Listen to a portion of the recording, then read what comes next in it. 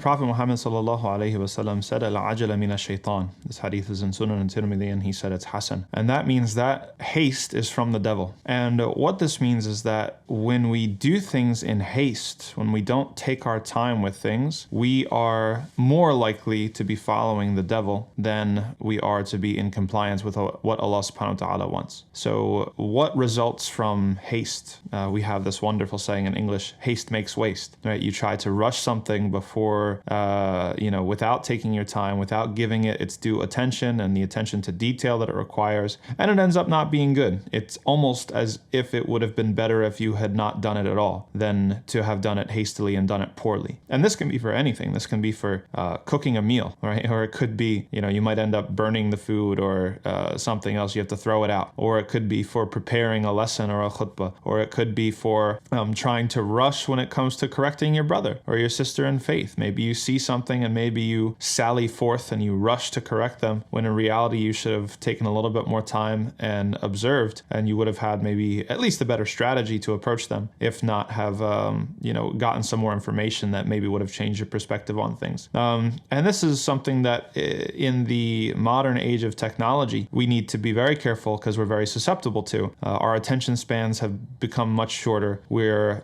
much more entitled to give our opinion about this and that and the third. Every little thing that comes along, we see somebody who puts in a lot of time and effort and is generally qualified. Maybe they make some mistakes, or maybe they slip up, and we rush to condemn them. They're this, they're that, they're this, they're that. This is a bit premature and a bit hasty. And I used to laugh. This isn't something that's particular to Muslims. I used to laugh when I was doing my undergrad. We were always encouraged to critique.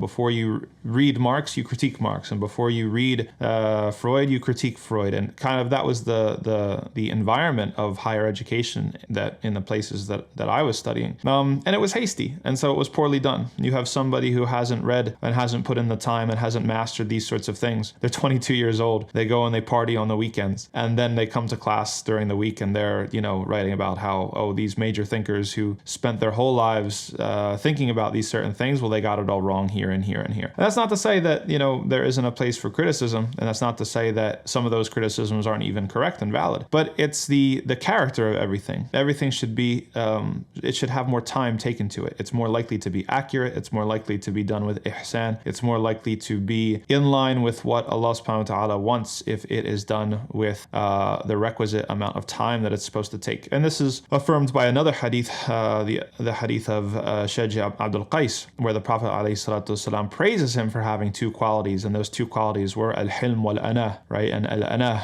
has to do with taking your time and not rushing things. So that's kind of the opposite of this hadith, that haste is from the devil.